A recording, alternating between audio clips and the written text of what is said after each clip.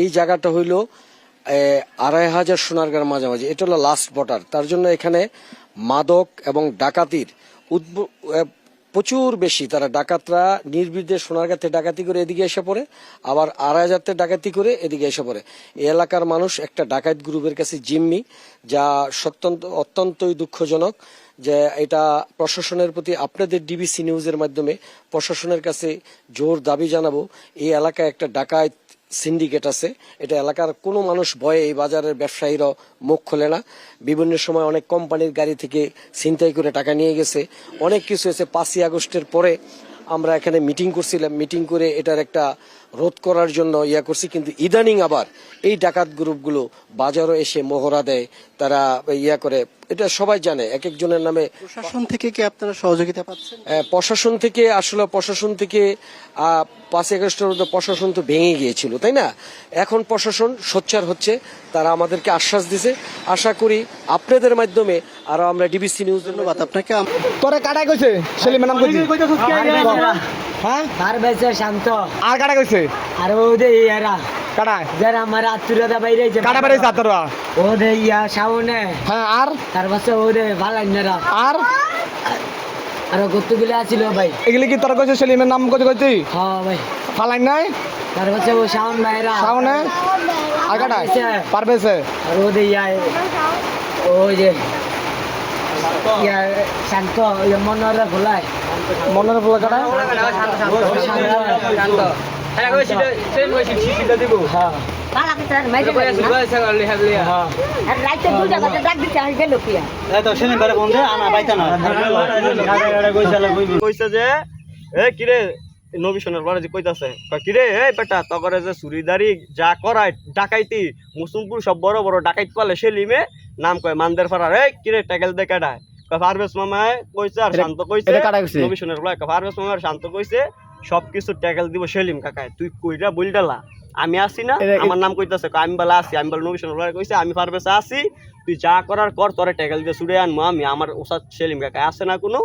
হ্যাঁ এটা বলে আমি নবিশনের বলা কইছি, ঠিক আছে? এটা একটা কই না। পরে দোকানের ভিতরে আলামিন স্যার আসিল, আঙ্গ মুসুমপুরের শেখার স্যারের সজীব স্যার আসিল, ইন্দা ফকসাব কাকার এক ভাই আসিল মনে হয়, ঠিক আছে? আমি চিনি না, সবচেয়ে ছোট হইব। তারপর হইতেছে কি আঙ্গ জয়দুল কাকাই আসিল।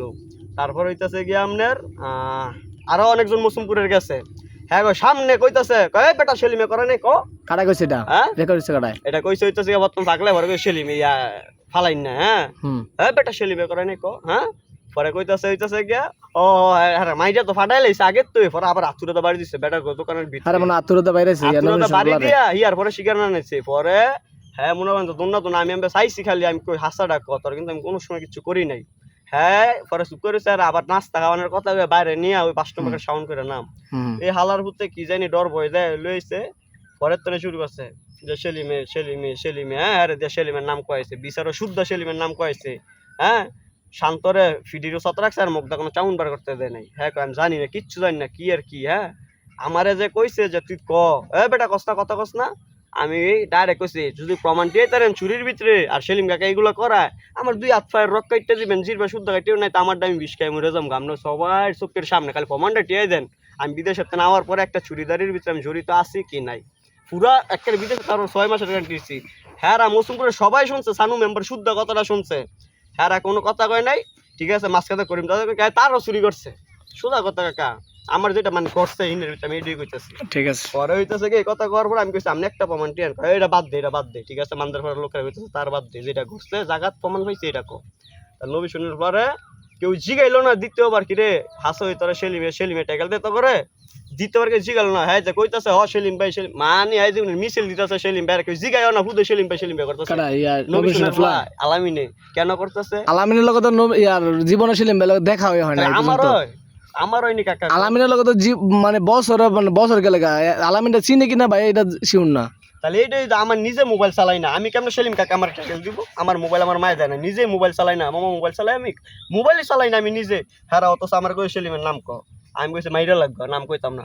ফারুক মামা আমার মনে করেন যে বাড়ি দিয়ে এটা করলো, আমি কইছি মামা 8টা ভাঙ্গে আছে গা। হ্যাঁ আমি বাড়িতে সেলিম কইতেছে আঙ্গ গ্রামের লোক শুদ্ধ মিয়া কইতেছে সেলিম এডি করাইলে এইটা করছে আবার বঞ্চই দিতাম গ্রামে চুরি দাঁড়িয়ে আমরা বুঝবো বা আমরা জরিমানা দিব।